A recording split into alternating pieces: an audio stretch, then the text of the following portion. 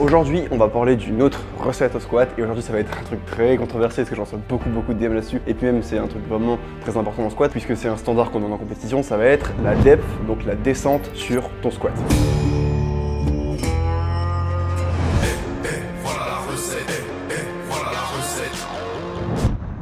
On entend beaucoup de gens qui parlent souvent d'un problème de mobilité lorsqu'ils n'arrivent pas à descendre au squat. Alors sachez que pour 99% des gens, honnêtement, c'est pas un problème de mobilité. La mobilité qu'un squat en soi demande pour être du coup au critère de compétition, donc la hanche en dessous des genoux, n'est vraiment pas extraordinaire. Et pour, comme je l'ai dit, 99% de la population ou des gens qui pratiquent ce sport, vous n'êtes pas restreint à ce point en termes de mobilité pour ne pas être capable de faire un squat. Souvent, le problème vient d'autre part. Dans l'ordre de difficulté, il y a 3 points majeurs qui sont demandés, on va dire, en termes de mobilité. Si on nommait les mobilités d'épaule, etc., qui en soi sont souvent pas problématiques. C'est plus la position qu'on recherche pour avoir une optimisation qui peut devenir problématique. Mais en soi, mettre la barre dans un endroit dans notre dos, tout le monde peut le faire, ou en tout cas 99,99% des gens peuvent le faire.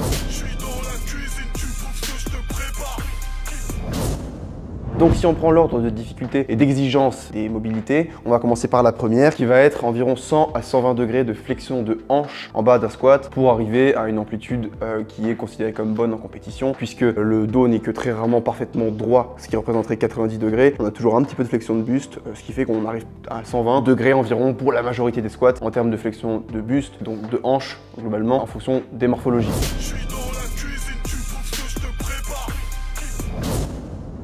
Ensuite, après cette flexion de hanche, il va y avoir une demande de rotation interne au niveau de votre hanche qui va être d'environ 5 à 10 degrés, encore une fois en fonction de votre technique. Ça peut être plus ou moins, mais on va dire que globalement c'est entre 5 à 10 degrés de rotation interne pendant toute l'amplitude de la flexion de hanche. Et c'est ça qui est important. Avoir 5 degrés de rotation interne en extension de hanche, c'est très facile. Par contre, plus vous allez fléchir votre hanche et plus ça va être compliqué de la maintenir. Mais de manière générale, avoir 5 à 10 degrés de rotation interne pendant toute votre amplitude de flexion de hanche, c'est vraiment pas compliqué. Et encore une fois, la majorité des gens seront capables de l'avoir.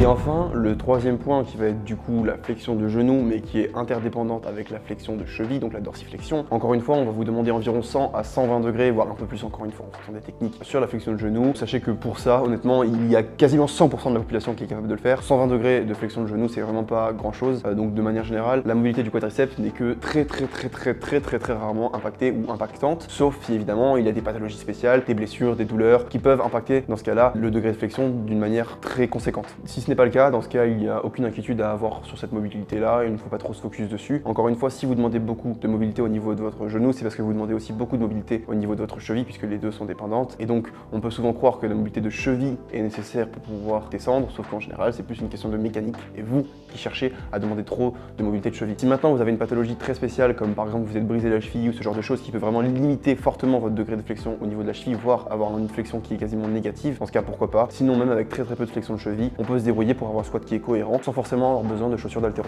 Donc là, comme vous pouvez le voir, c'est un peu plus de 120 degrés au niveau de la flexion de hanche parce qu'il se penche quand même pas mal sur son squat, mais du coup il compense ici au niveau de la flexion de genou où il a tout juste plus de 90 degrés. Donc ça va être les deux premières, flexion de genou et flexion de hanche. Et donc du coup là on peut voir la rotation interne, donc ça va être sa capacité à garder son tibia dans un certain axe ici et à bouger son genou. Donc vous voyez là par exemple, il va avoir plus de rotation interne et là plus de rotation externe au niveau de sa hanche.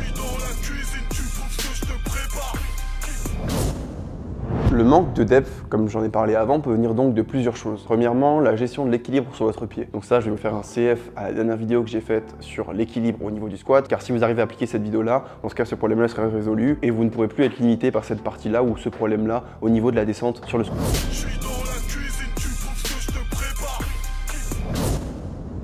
Le deuxième va être la mécanique de mouvement. Pour beaucoup, les gens qui se sentent limités au niveau de la cheville vont être des gens qui ont tendance à avoir une mécanique qu'on appelle de high bar, ce qui veut dire qu'ils vont rester très droits au niveau de leur squat, pousser beaucoup les genoux vers l'avant et donc du coup demander beaucoup de dorsiflexion au niveau de leur cheville et avoir une grosse flexion au niveau des genoux. En plus de ne pas être optimisé en termes de performance car vous allez avoir beaucoup de stress sur le genou et beaucoup moins sur l'articulation de la hanche, ça vous demande une grosse mobilité au niveau de deux articulations et sachez que souvent la mobilité que vous demandez sur une articulation est proportionnelle à la quantité de force que vous avez demandé aux muscles du coup de l'articulation l'articulation en question à générer. C'est un peu complexe, mais plus vous allez chercher une amplitude qui est extrême, plus les muscles qui vont vous empêcher, en tout cas vous faire avoir le mouvement inverse de cette amplitude extrême, vont être sollicités. Et c'est pour ça que de manière générale, si vous vous sentez limité sur une articulation en question, c'est sûrement que vous lui demandez trop de mobilité et donc du coup qu'elle est trop sollicitée par rapport aux autres. Et donc du coup ça peut être une manière d'orienter votre réflexion si votre squat est trop en genou ou votre squat est trop en hanche. Ce qu'il faut donc comprendre, c'est qu'il faut équilibrer votre squat en fonction de vos morphologies et de vos mobilités respectives. Et donc comme je l'ai dit avant, si vous avez des points forts ou des points faibles musculaires, ça va faire aussi partie de votre morphologie. Il y a des gens qui vont squatter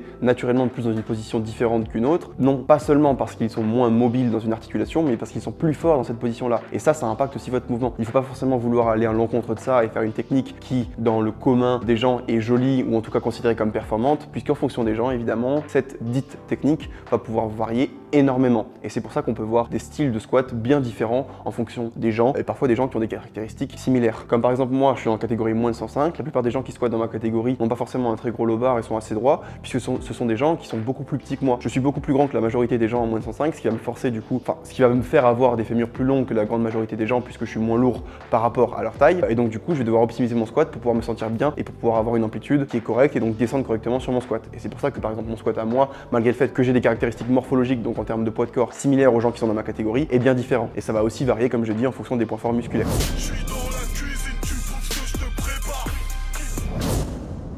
Le manque de depth peut donc venir d'un problème d'équilibre, d'un problème de mécanique, mais aussi d'appréhension. On peut souvent voir des gens qui ont vraiment cette appréhension de descendre au niveau du squat, tout simplement car le squat, c'est un mouvement où on va avoir la barre sur les épaules. Contrairement aux autres mouvements, au bench où on a les sécurités, et souvent c'est des charges qui sont un peu moins lourdes, donc c'est un petit peu moins effrayant, et au terre où on peut juste lâcher la barre si on loupe, au squat, la barre est sur nous. Donc si on loupe, on tombe avec la barre. Et ça peut amener des problèmes d'appréhension, des problèmes psychologiques qui vont donc brider l'athlète pour pouvoir descendre correctement, et c'est là où ça peut poser problème. Donc moi, ce que j'encourage à faire dans ce cas-là, si vous sentez vraiment que vous avez de l'appréhension pour descendre, c'est dès vos échauffements de vous filmer pour pouvoir voir si vous êtes à l'amplitude ou pas. S'il y a un stade où avec la charge vous continuez à remonter, ce que je vous conseille de faire, c'est tout simplement de vous caper et de vous dire voilà, je vais faire mes échauffements classiques, donc par exemple 60, 100, 140, 180. Je vais faire 60, si je suis à l'amplitude, je valide, je monte au-dessus. Je fais 100, si je suis à l'amplitude, je valide, je monte au-dessus. Et si par exemple à 140, je me rends compte que je ne descends plus assez, dans ce cas, je refais 140 jusqu'à ce que je n'ai plus cette appréhension et que je sois capable de descendre à l'amplitude. Et dans ce cas, je valide mon palier et je remonte. Ça va être une manière un petit peu de mettre en confiance le corps et du coup de vous forcer à être vraiment très rigoureux sur vos échauffements pour être tout le temps à l'adepte et donc vous vous habituez à cette position-là. Parce que vous vous doutez bien que si dès votre échauffement vous descendez moins et qu'ensuite vous faites votre top set et qu'en plus vous essayez de descendre plus, en plus d'avoir plus de charge sur le dos, vous allez rajouter l'amplitude et donc rajouter de la demande de force au niveau des articulations et donc évidemment pour votre corps ça va être extrêmement contraignant et encore plus compliqué d'arriver à cette amplitude là. Et c'est pourquoi il faut être très rigoureux dès votre échauffement pour pouvoir le faire à ce moment-là et donc ne pas être surpris par la charge et en plus l'amplitude lorsque vous allez être sur votre top set.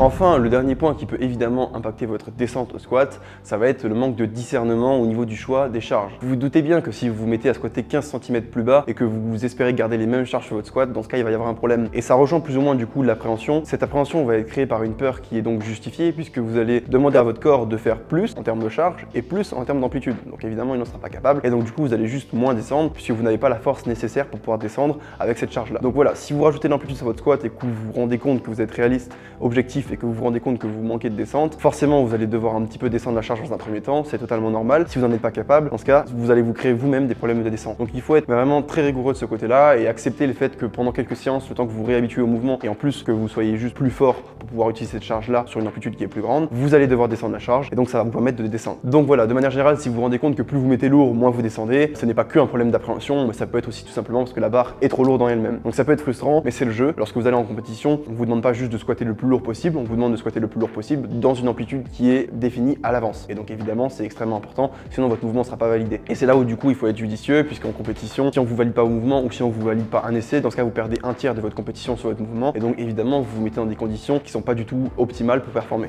Du coup la question que je me pose c'est est-ce que vous avez déjà eu des problèmes de descente? Et je pense que la réponse va être oui pour la majorité des gens, mais surtout si vous avez des problèmes de descente, comment est-ce que vous avez fait pour les corriger? Que ce soit du coup trop descendre, parce qu'il y a des gens qui ont tendance à trop descendre, qu'est-ce que vous avez fait pour corriger ça? Et à l'inverse, si vous descendiez pas assez, qu'est-ce que vous avez fait? Est-ce que vous vous reconnaissez peut-être dans un des tips que j'ai dit? N'hésitez pas à me le dire, ça pourrait être intéressant pour avoir d'autres avis là-dessus. Comme d'habitude, n'hésitez pas à aller checker dans la bio le lien Silent Worker, vous pouvez aller sur la boutique et n'hésitez pas à utiliser mon code SVD Forever sur MyProtein. Il y a plein de bangers sur le site, donc voilà, vous pouvez utiliser mon code pour me soutenir, ça fait évidemment plaisir. Et aussi, pour finir, vous connaissez la chanson, mais n'hésitez pas à vous abonner, à liker, lâcher un commentaire, activer la cloche, enfin tout ce que vous pouvez faire pour m'aider à faire mieux référencer la chaîne et faire grossir la chaîne, ça me fera évidemment grandement plaisir et c'est une manière de me remercier sans que ça vous vous coûte grand chose, puisque évidemment cette chaîne-là me coûte du temps, mais aussi j'essaye de l'améliorer au fur et à mesure. Et donc c'est une manière de simplement d'avoir des retours sur ce que je fais, ce que je mets en place, et du coup comprendre que ça vous plaît. Donc voilà, merci à tous d'avoir regardé la vidéo et à la prochaine.